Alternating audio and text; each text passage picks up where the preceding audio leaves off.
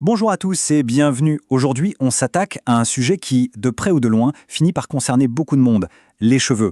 Et attention, ce n'est pas juste une question d'apparence, non, c'est un symbole incroyablement puissant. Alors, c'est parti, on plonge ensemble dans l'art, mais aussi la science de la restauration capillaire. Pour bien commencer, cette citation du docteur Gérard Boutboul met le doigt sur quelque chose d'essentiel. En fait, ça dit tout. Un cheveu, ce n'est jamais juste un cheveu. Il porte en lui des millénaires de symboles, d'histoires. C'est vraiment de là que tout part pour comprendre l'enjeu. Oui, parce qu'avant même de parler de la chute des cheveux, il faut se poser la bonne question. Pourquoi est-ce que ça compte autant? Pour avoir la réponse, il faut faire un petit voyage dans le temps. Quand on regarde l'histoire, c'est frappant. La chevelure a toujours été un marqueur social hyper puissant. D'un côté, on a le pouvoir, la force, pensez à l'histoire de Samson et Dalila, ou aux Romains qui rasaient les Gaulois vaincus pour marquer leur défaite. Et de l'autre côté, c'est tout le contraire. Raser les cheveux, c'est un signe de soumission, d'humilité. La tonsure des moines, par exemple. Bref, entre séduction et identité, le cheveu raconte une histoire. Et de nos jours, c'est peut-être encore plus direct. Avoir des cheveux, c'est un symbole de jeunesse et de vitalité.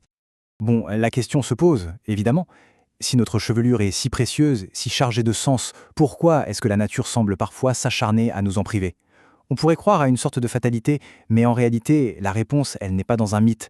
Elle est inscrite en nous, dans notre biologie.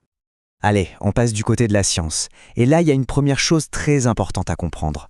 La forme la plus courante de perte de cheveux n'est pas du tout une maladie. Non, c'est plutôt un programme. Oui, un programme biologique, une sorte de compte à rebours qui est inscrit dans nos propres gènes. Ce programme, il a un nom un peu barbare, l'alopécie androgénétique. Mais en fait, c'est assez simple si on le décompose. Andro, ça fait référence aux hormones mâles. Et génétique, parce que tout est programmé.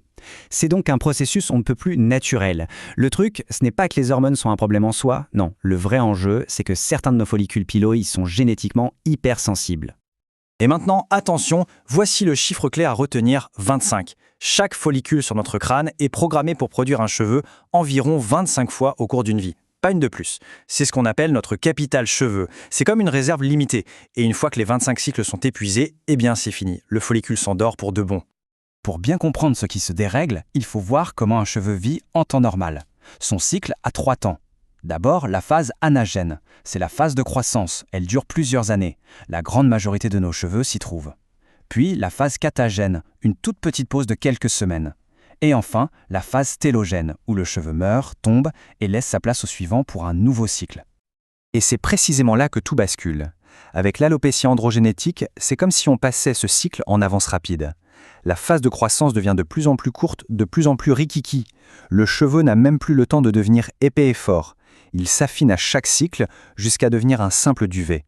Et le pire, c'est que les 25 fameux cycles sont grillés à une vitesse folle. Le capital s'épuise beaucoup, beaucoup trop vite. Bon, le tableau peut sembler un peu sombre, un compte à rebours génétique, on dirait qu'on ne peut rien y faire. Mais en fait, si. La science a trouvé une parade. Et quelle parade! On entre maintenant dans ce qu'on peut vraiment appeler la révolution de la microgreffe. Le progrès est juste spectaculaire. Pour comprendre, il faut voir d'où l'on vient. Les anciennes techniques donnaient des résultats très artificiels. On se souvient tous de ce fameux aspect cheveux de poupée ou champ de poireaux. C'était grossier. Aujourd'hui, ça n'a plus rien à voir, c'est de l'orfèvrerie. On ne déplace plus des touffes de cheveux, non?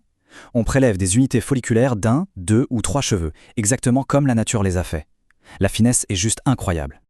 La technique de référence aujourd'hui, elle s'appelle FUE, pour extraction d'unités folliculaires. Le principe, avec un outil minuscule de moins d'1 millimètre de diamètre, le praticien va chercher chaque follicule, un par un, dans la zone d'honneur. C'est un travail de fourmi qui demande une précision folle. L'énorme avantage, c'est que ce n'est pas invasif. Pas de bistouri, pas de grandes cicatrices, c'est une approche beaucoup plus douce. Mais la FUE, ce n'est pas juste une technique ou un outil. C'est bien plus que ça. C'est une toute nouvelle philosophie. L'objectif ultime, c'est de retrouver un résultat qui est non seulement parfaitement naturel, mais surtout qui est durable. Et c'est là qu'est toute l'astuce, toute l'intelligence de l'approche. Le but, ce n'est pas de créer des cheveux à partir de rien, ça on ne sait pas faire. Non, le secret, c'est une redistribution. C'est simple et génial.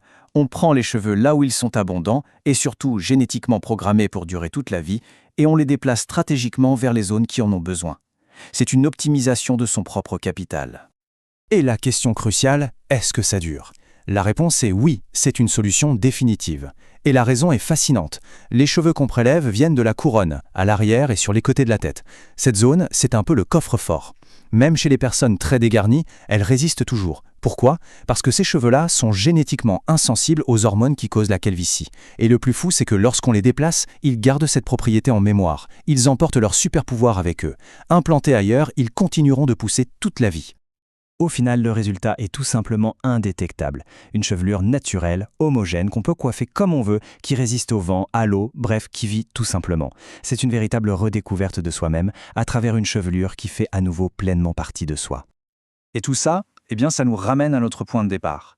Si perdre ses cheveux peut être vécu comme une perte d'identité, comme on l'a vu, alors les retrouver grâce à une science qui imite la nature à la perfection, n'est-ce pas bien plus qu'une simple procédure esthétique? C'est peut-être une façon de se réapproprier son image, son histoire. La science vient ici boucler la boucle en nous reconnectant à ce symbole si puissant. Voilà une belle matière à réflexion.